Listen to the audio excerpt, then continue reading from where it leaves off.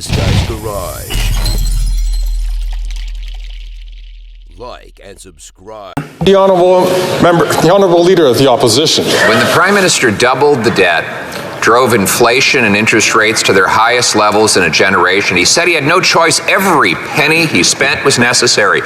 Along comes ArriveCan, a $54 million app we didn't need, didn't work, and could have been done for $200,000 or $300,000. Now we learn, based on the Ombudsman's audit, that 76% of the contractors did absolutely no work for the money they received. Will the Prime Minister get taxpayers back this stolen money and stop the waste that is not worth the cost?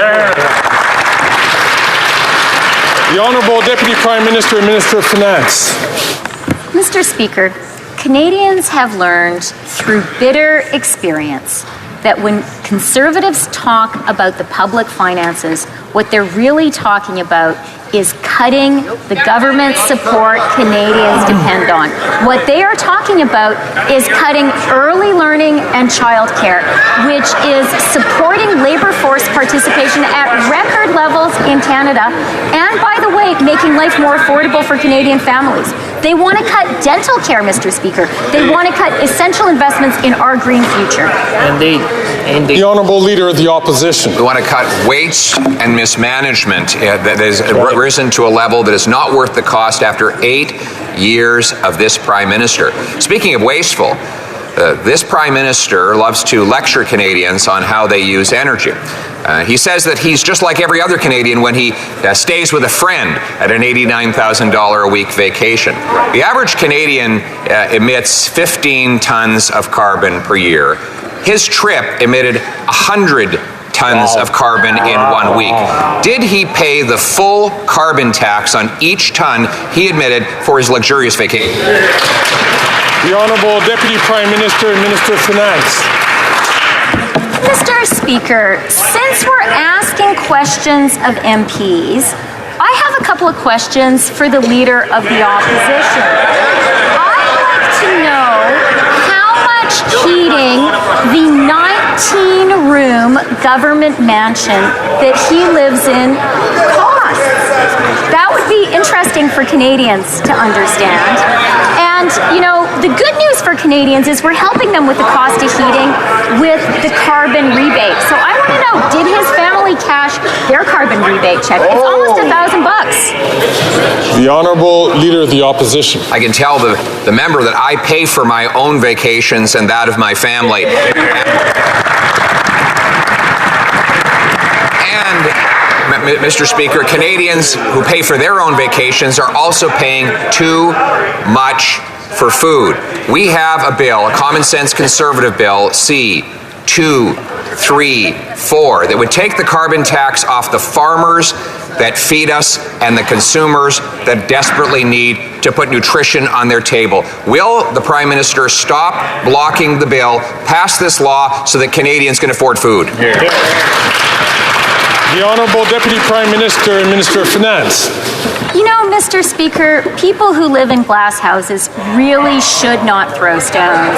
And the Leader of the Opposition may be bragging about what he pays for, but I think Canadians should understand he doesn't pay any rent on that 19-room mansion that he lives in. In fact, he's been on the government payroll for more than 20 years, and he qualified for a full pension at 35, Mr. Speaker. And now he wants to take the rebates away from Ontario families. $1,000 a year, he wants to take that away. The Honourable Member from Lakeland. Well, listen, the Liberals' schemes, scams, and spin jobs don't help the millions of desperate, hungry Canadians struggling just to get by every single month. This is the fact. When you tax the farmer who produces the food, the trucker who ships the food, and then the cost of heating and cooling and storing the food, Canadians can't afford the food. But these out-of-touch carbon tax crusaders, they don't care. And they're going to quadruple it on April 1st. Conservatives will axe the tax for all for good. But why won't these Liberals just pass Bill C-234, reject the Senate amendments, tax the tax on farmers, and bring down food prices today?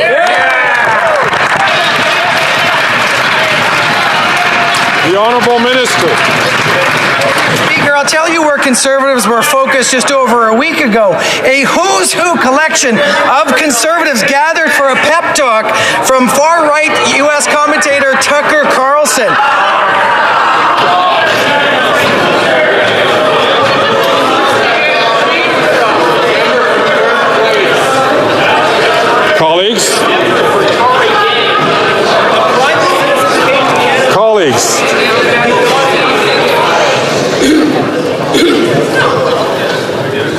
Colleagues, it's important, once again, for us to be able to hear the questions and hear the answers.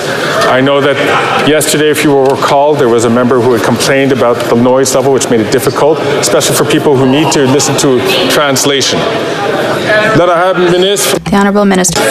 Mr. Speaker, last week, a who's who of Conservatives gathered in Alberta for a lecture and a series with far-right commentator Tucker Carlson. And in that speech, one of them which focused and which had the Premier Danielle Smith attend, we heard attacks on francophones, homophobic jokes, and traditional best hits of MAGA politicians. Mr. Speaker, a Conservative nomination candidate in my riding went on Twitter, had lots of fun on it. Here's the question. Will his leader stand with the candidate or call him out, or is he standing with Tucker Carlson?